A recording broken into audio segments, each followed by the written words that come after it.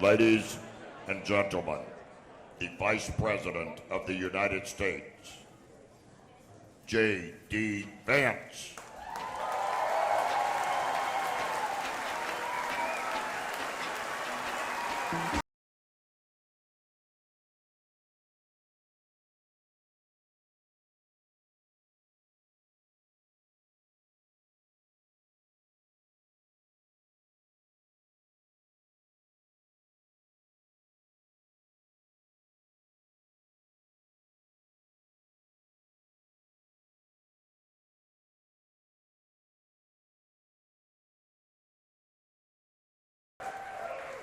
Please, please, please. Thank you all. Take your seats, please. I gotta say, it feels like a great homecoming to be here in Lima today. I'm so thrilled to be with you all.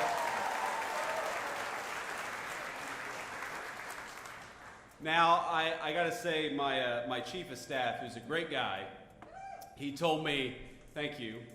You probably don't know who he is, but you're celebrating him anyway. He just got engaged, actually, so I'm very proud of him. He's doing things the right way, but he told me on Monday, which I guess is yesterday, he said, sir, I think we might have to cancel this trip to Lima. And I said, I'm not canceling this trip to Lima for anything. I've been looking forward to this for months. We're not canceling this trip to Lima.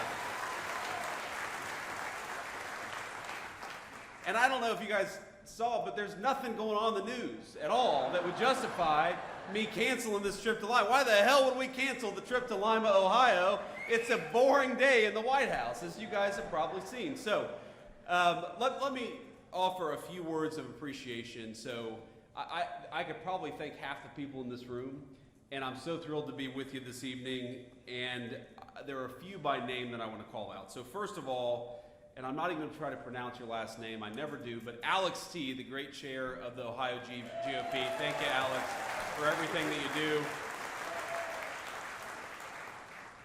I've got to thank, and this is, guys, you should be glad I asked about this. I thought, because it says here, Senator Tony Schrader, but I know Tony, and he's not a lowly politician. He is actually the guy who operates behind the scenes. So our great GOP Central Committee man and also the chair of the Putnam County GOP, Tony Schrader. Tony, where are you, man? I love you.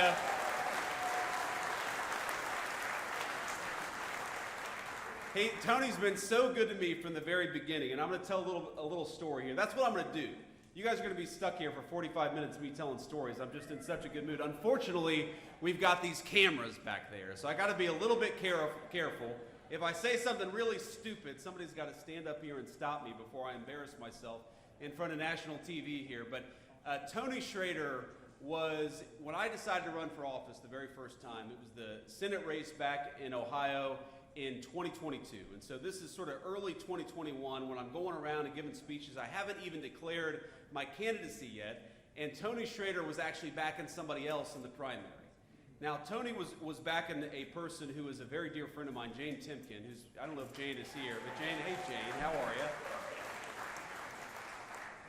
But that was a hard-fought primary, a bunch of really good candidates, and eventually, of course, I won that primary and won the race, but Tony worked harder for me maybe than anybody in all of Northwestern Ohio. I mean, he knocked on so many doors. You remember, Tony, we would have events with volunteers where we would knock on more doors than I thought humanly possible, and it was all because Putnam County GOP is an incredible organization led by an incredible guy. So thank you, Tony, for everything that you do.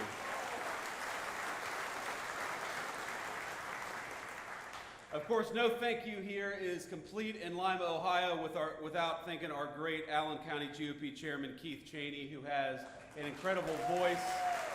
He was the announcer. Keith, I think if I had your voice, I would have been vice president earlier than I made it, man. But, nobody is endowed with perfect gifts here. And, of course, GOP volunteer Kurt Kaufman. Kurt, thanks for everything that you do. We said hello backstage. Thank you, Kurt. All right, so I got my thank yous, at least by name, at least until I noticed somebody else's face in the crowd here. But people always ask me what it's like to be Vice President of the United States, and I'll tell you a couple stories that illustrate that. So first of all, I didn't know that the president would make me his vice presidential running mate until literally the morning of the GOP convention. And if you walk back in time, you remember what happened. So the Saturday before the GOP convention, the president, I actually flew down to Florida to meet with the president, and we talked. It was the first time I had ever talked with him explicitly about becoming his running mate. And he said, I'm not sure what I'm going to do, but it's probably going to be you, so go have fun the next couple of days.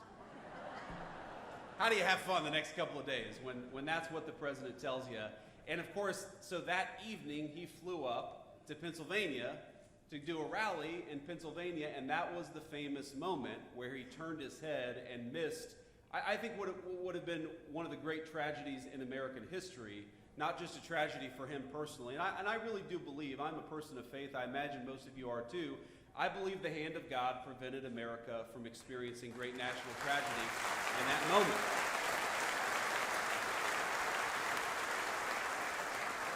But, so I call the president that night. It's probably 2 in the morning at this point. I call the president that night. Remember, I just met with him that morning talking about becoming his running mate. And I'm like, sir, how you doing? And he's like, I'm fine. He'd just been shot in the ear. I'm fine.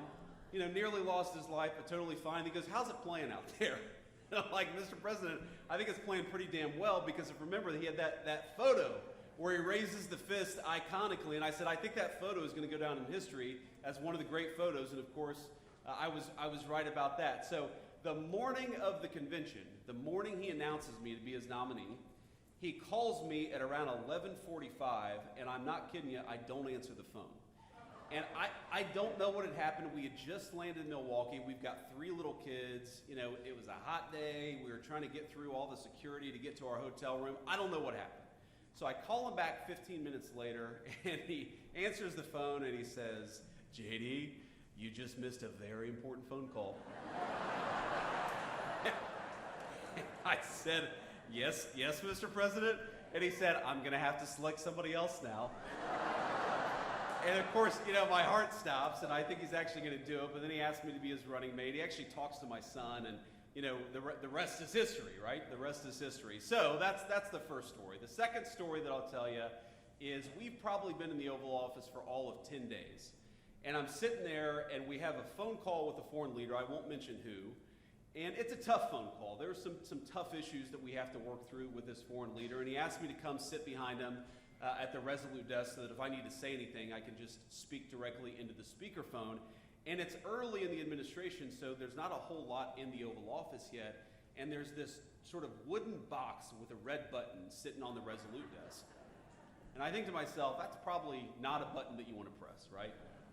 So we're talking to this foreign leader, and the president looks over at me, puts the foreign leader on mute, and says, this is not going very well, and he presses the red button. And my eyes get really big, and I'm like, Mr. President, what just happened? And he looks at me and he goes, nuclear. Nuclear. And 2 minutes later, a guy walks in with a Diet Coke, and he looks back at me and he says, it wasn't nuclear, it's just the Diet Coke button. And that's... So that's the kind of guy, and my fellow Republicans, that we have as the President of the United States, a guy who can do a good job, but keep a sense of humor.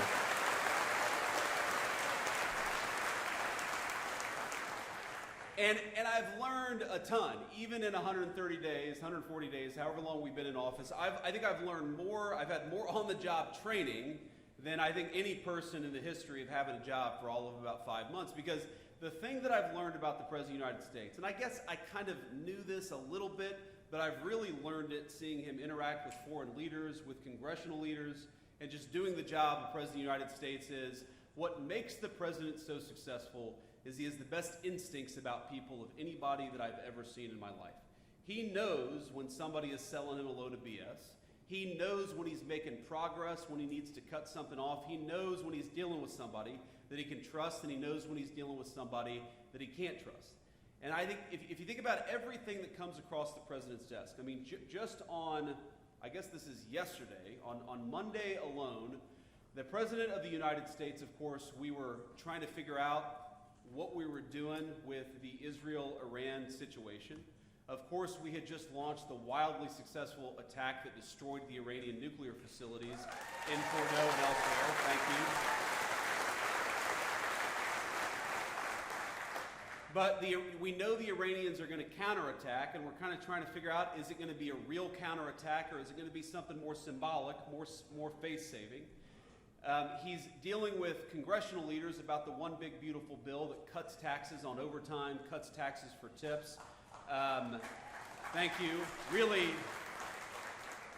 is the most important generational tax reform that we've had in this country in 30 years, and also provides billions of dollars to replenish the southern border funding that encourages us and empowers us to kick out the illegal immigrants and to stop the flow of illegal immigration into our country.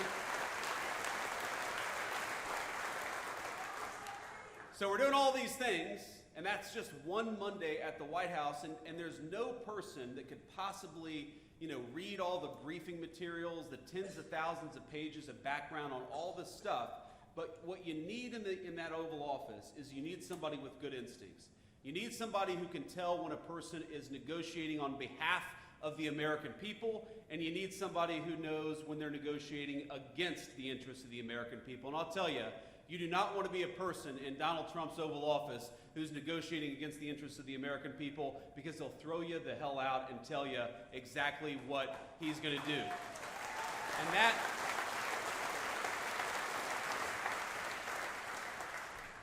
And that is what I think makes him an effective president. It's what makes him an effective leader for the American people. And I will say, I'm obviously extremely biased, but 130 days into this term, we have got a lot to brag on from the Trump administration and what we're doing in Washington, D.C.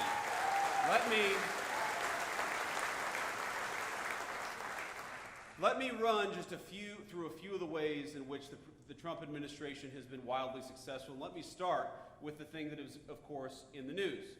And what the president said going back 10 years, if you look at the campaign in 2015 and 2016, and he said it consistently through his second term, is that he does not want Iran to have a nuclear weapon. It's very simple. It destabilizes the entire region. It gives this terrible regime leverage over the United States of America. As the president often jokes with me, everybody in Iran calls the Iranian leader the supreme leader. That's a pretty amazing title if you think about it. But he looked at me in the Situation Room a few days ago and he said, Mr. Vice President, you don't have to call him the supreme leader, but you would if the guy had a nuclear weapon. Because the leverage that nuclear weapons give you to destabilize the world, to destroy our economic interests, to destroy our national security interests, you don't want the worst people in the world to have a nuclear weapon. So what did the president do? For 60 days, he negotiated aggressively to encourage that Iranian regime to give up those weapons peacefully. And by the way, he was more than willing to accept a peaceful settlement to that problem. But again, this comes back to instincts. When the president realized that there was not going to be a peaceful settlement to that problem, he sent B-2 bombers and dropped 12 30,000-pound bombs on the worst facility and destroyed that program.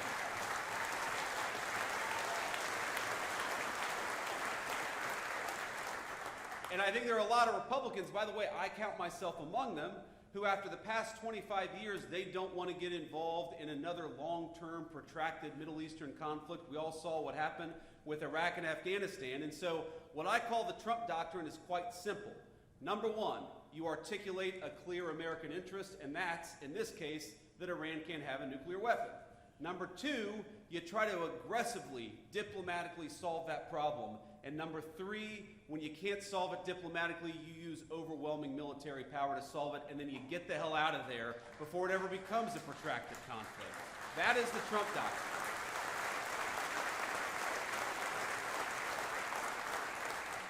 And to the Americans who are worried about this becoming a protracted conflict, I think the president solved that very quickly. Not only did we destroy the Iranian nuclear program, we did it with 0 American casualties, and that's what happens when you've got strong American leadership.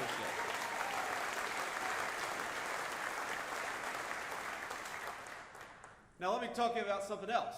For every month that you've got inflation numbers and jobs numbers and wage numbers coming out, I'll come into the White House and I'll say, this happened now about 5 times, where seems like every economist and every financial journalist in the world says that Donald Trump's policies are going to lead to higher inflation. They're going to lead to lower jobs. They're going to lead to lower wages. And for now 5 months in a row, every single time we come into the news, and it turns out the economists' expectations missed. Because wages are higher, inflation is lower, and our economy is roaring in a way that it has not in a very, very long time. That is thanks to good presidential leadership. And I'll bring it back to instincts, because when the president came into office, he said, frankly, what he's been saying for 30 years, that we have got to stop allowing foreign companies to take advantage and foreign countries to take advantage of the United States of America. Why in God's name would we allow cheap slave labor manufactured stuff from a foreign country to come into our country, undercutting the wages and jobs of American workers? And the reason we allowed that to happen is for 30 years we had a bipartisan failed consensus that we ought to let cheap plastic garbage come into our country at the expense of American jobs and the American families who depend on all those jobs. You know what President Trump said? On April the 2nd, he said, if you tried to undercut the wages of American workers, if you tried to bring in this crap, if you try to expose the American worker to an economic unfairness that you don't force your own countries to deal with, we are going to slap a big fat tariff on what you bring into this country. We're going to penalize you. For once, finally, we had an American president who said, if you want to destroy the wages and the jobs of American workers, you're going to pay a big fat penalty because of it, and that, I believe, has saved the American economy.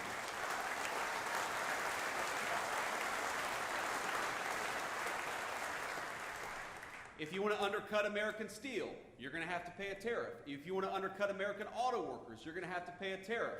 And all the economists said, well, what this is going to do is going to produce inflation. And no, what the president said is what it's going to do is one of two things. Number one, it's going to force a lot of people to move their factories back to the United States of America. And we've seen more foreign investment in the past 130 days than you've seen in any 130-day period in the history of this country.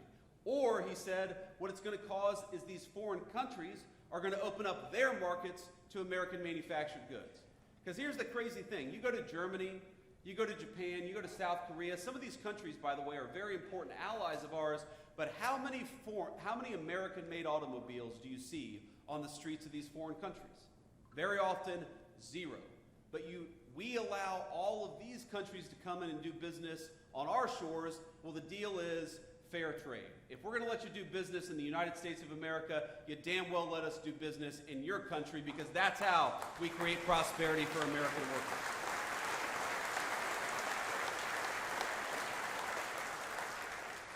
And the final and most important thing, and I think this is the most important issue confronting this country, and it was certainly the most important issue that was destroying this country over the past 4 years, and that is the issue of illegal immigration. Now, if I had stood here in October of 2024 and you had told me that after 45 days of the Trump administration we would have illegal border crossings down between 95 to 99%, I would have said, whoa, whoa, whoa. I believe the president is very serious about this, and I believe the president is very effective. But there is no way that we're going to have illegal border crossings down that much, and I'm happy to report that 1.5 months into the Trump administration, we had illegal border crossings down 99%. It was a radical success, and it happened very quickly.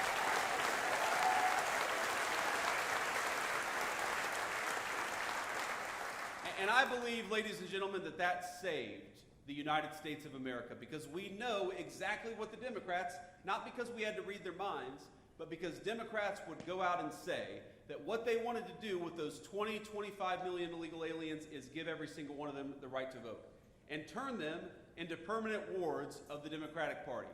And if we allowed that to happen, if we allowed the Democratic Party to import voters instead of persuade voters, that would have been the end of American democracy. You hear the American media say all the time that Donald Trump is a threat to democracy. The threat to the democracy is Democrats importing voters instead of persuading their fellow citizens.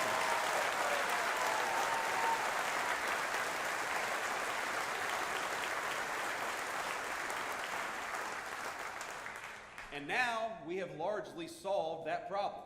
If you look, for the first time in 50 years, we now have net negative illegal immigration. That means we're deporting more people than are coming in through illegal immigration. That is the biggest testament to a change in presidential leadership. And I was in the Senate when the Democrats were trying to say that the thing that we had to do was pass this ridiculous, massive new set of laws and new set of amnesties to get control of the American southern border. And as the president said at the State of the Union just a couple of months ago, it turns out you didn't need a big new law to secure the border. You just needed a new president of the United States.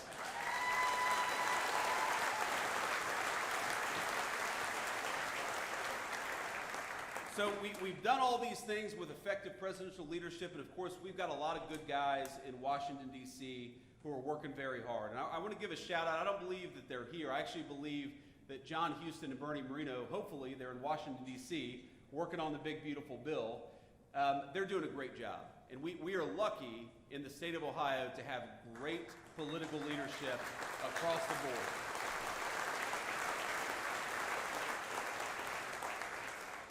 You know, Bernie, I remember talking to the president about Bernie Moreno's candidacy, and, you know, the president really, I mean, look, Sherrod was a tough candidate. Sherrod Brown was a tough candidate.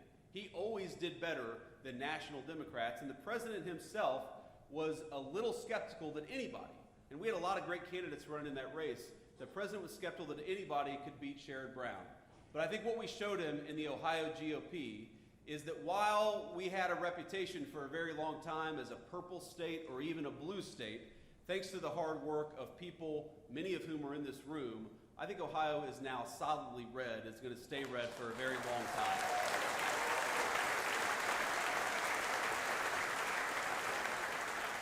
But you and I know that's not going to come without a lot of hard work, and I want to talk just a little bit about what that means, because, look, I am very much a product of this political party, of this Ohio GOP.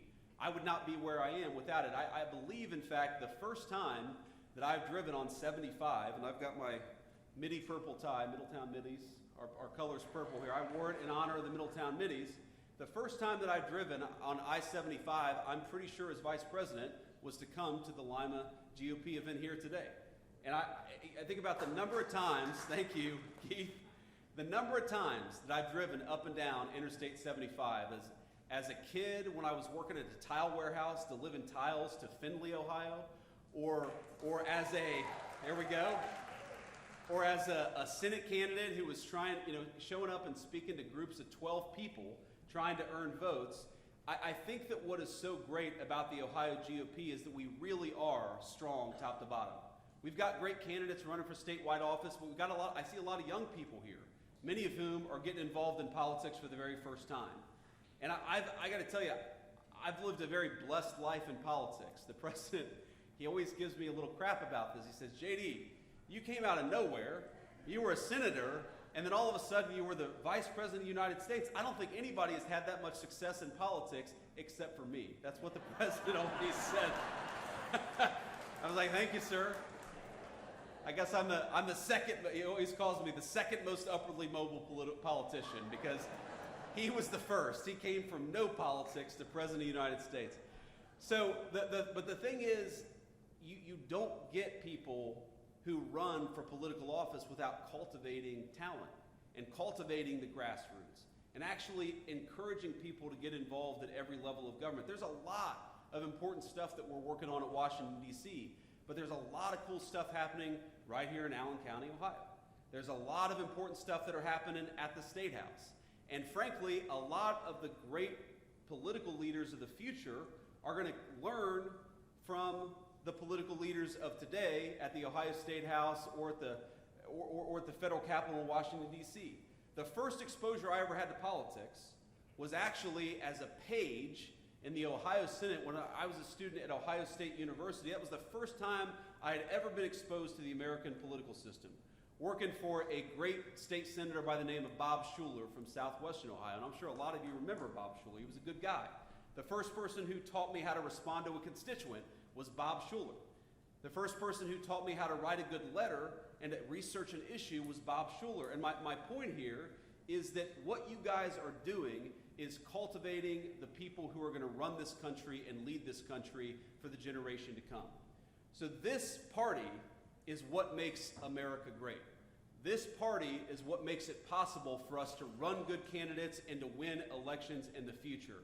And I just want to say from the bottom of my heart, this feels like a homecoming because it is, because I wouldn't be here. I wouldn't be the Vice President of the United States without many of the people in this room. And from the bottom of my heart, I thank you and I love you.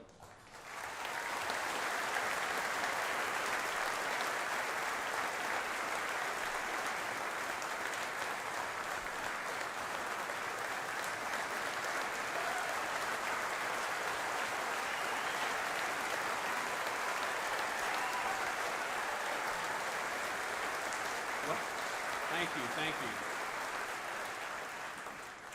I should quit while I'm ahead, honestly. I should just walk out the door now. I'm not going to do much better than that, I think. But that was another crazy thing that happened on January the 20th. Man. So I called the president on January the 18th, and I said, sir, I know the inauguration is very important, but let's be honest. The vice president is not the most important of the presidential inauguration. The president is. So would you be okay if I, put my hand on the Bible, took the oath of office, and then headed south to attend the national championship game as the Vice President of the United States? Because that's a very important, skip all the inaugural balls. Usha, who I think all of you have come to love as second lady, she's doing a great job, and I'm proud of her. I don't know, honestly, how much Usha really wants to wear high heels for 9 hours on that day anyway, so just let us go to the national championship game. The president was like, no, JD, I can't do that. You got to be there. But to walk you through that day, so we do the inauguration, and it's crazy. You're going from one event to the next. And I show up to the very first ball, which was the Commander-in-Chief's ball. And because I've got, you all, every single one of us here has been to a wedding on a Saturday during a very important Ohio State game. And we love the people who are getting married, but we're also like, why the hell did you have to have your wedding on an Ohio State game? And you've got the guy, who's sitting outside the bathroom on his phone or has got his iPad out. Every single one of us has been to a wedding like this. You all know what I'm talking about, okay? Well, I was that guy because every single one of my buddies was like, we're proud of you for becoming vice president, but could we get the hell out of here and watch this Ohio State game? So what we did is that we rented a conference room where they did the Commander-in-Chief's ball. And we actually, we had an open bar, we turned it into a big party, and we had the Ohio State game on. So I go in there, right, for like 20 minutes. It was the only 20 minutes that I kind of got to myself, and I, hung out with my buddies, and we watched Ohio State. And if you remember this game, Ohio State got a massive early lead over Notre Dame, right? The beginning of the game was very, very good. So I kind of started to relax a little bit. It's like, oh my God, I just got inaugurated vice president, and the Buckeyes are going to the national championship all on the same day. This is the best day of my life. Right? It's not going to get much better than this. And then, we went to a couple balls, and then I think it was after the second ball, before the third ball, I was watching on the TV, and Notre Dame started to catch up a little bit. If you all watch this game, you remember Notre Dame started to catch up a little bit, and so I was like, you know what? I'm going to be late to the third ball, and I'm going to sit here and watch this game. Because if Ohio State loses, I'm going to hate myself forever for not having sat here and cheered on the team during these final moments. Of course, it all worked out. Ohio State won. They came to the White House. I don't know if you saw, I broke the damn trophy when they came to the White House. That was one of the most embarrassing moments of my life. I was hoping that, no, we didn't see that. We didn't see that, JD. No, all of you are laughing. Everybody saw it. But the point is that it was an amazing way to connect the great Buckeye state of Ohio and what was happening, because without this state's GOP in particular, Donald Trump would not have been president the first time, and we certainly wouldn't have the great Senate majority that we now have for the second administration. And the president, as you all know, he actually has a very deep affection for the state of Ohio, because he was the person who turned Ohio really from a purple state to a red state. I mean, all of you remember this. I mean, where is Bob out there? Is Bob Paduchik out there? There's Bob Paduchik. Give it up for Bob Paduchik.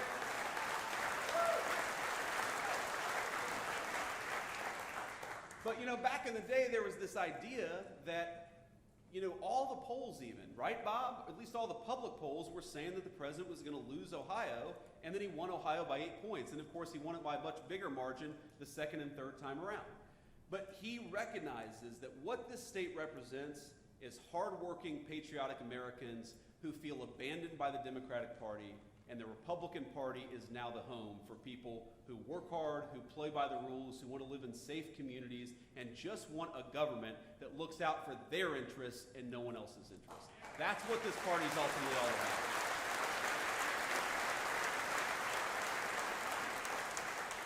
Because when I see that wage growth is the highest that it's been for working people in 60 years, working and middle-class people, the highest wage growth we've seen in this country for 60 years. When I see those inflation numbers keep on coming in below expectation month after month, those are statistics.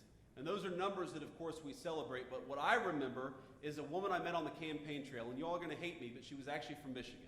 Don't hold it against her. She's a very sweet woman, who told me that she was giving up some of the essentials because she was raising her grandkids. And I know a lot of you probably are involved in your grandkids' lives in a big way. She was one of these grandparents whose daughter had lost her life to a fentanyl overdose. That fentanyl overdose brought in, of course, by the fentanyl poison brought in by the Mexican drug cartels. And she was talking about the ways in which, normally we'd like to have ground beef, but we're gonna cut back on ground beef and just, not go without this week. Or, normally I like to make them eggs in the morning, but we're just gonna do toast in the morning because eggs are a little expensive.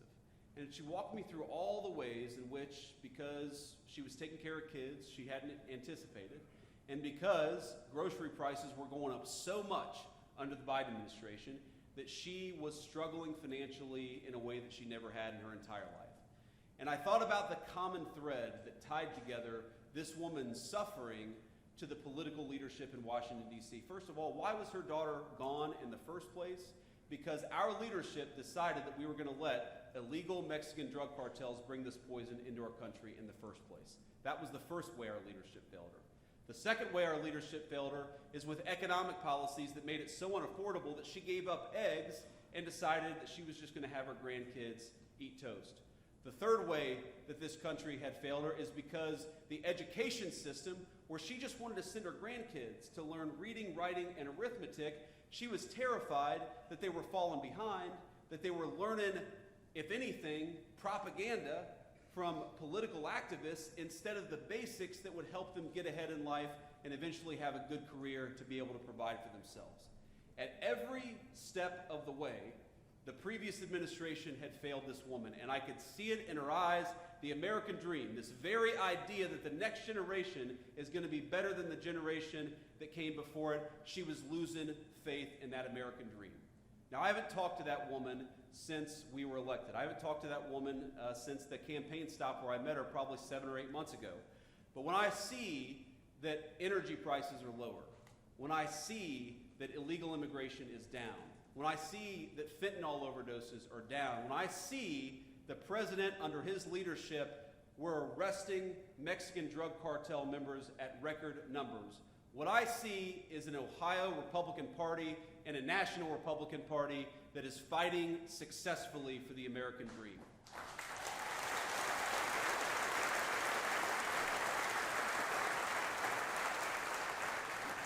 So what I'd ask all of you, when you're going out there and you're knocking on doors, when you're going out there and you're making phone calls, when you're contributing hard-earned money to political candidates, when you yourself are running, because I know it's not always easy to be a political candidate. Trust me, in Washington, D.C., they have this thing where I think it means we're number one in Washington, D.C., but all the pink-haired people throw up this sign, and I think, that means we're number one, right? I choose to take that as that symbol in Washington. But all kidding aside,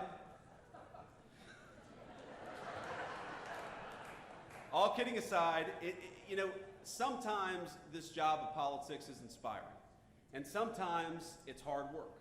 And you take the good work, the inspiring work with the hard work, but I want you to remember that what we're trying to do is create the kind of country where that woman's grandchildren can grow up and go to a safe school where they get a good education.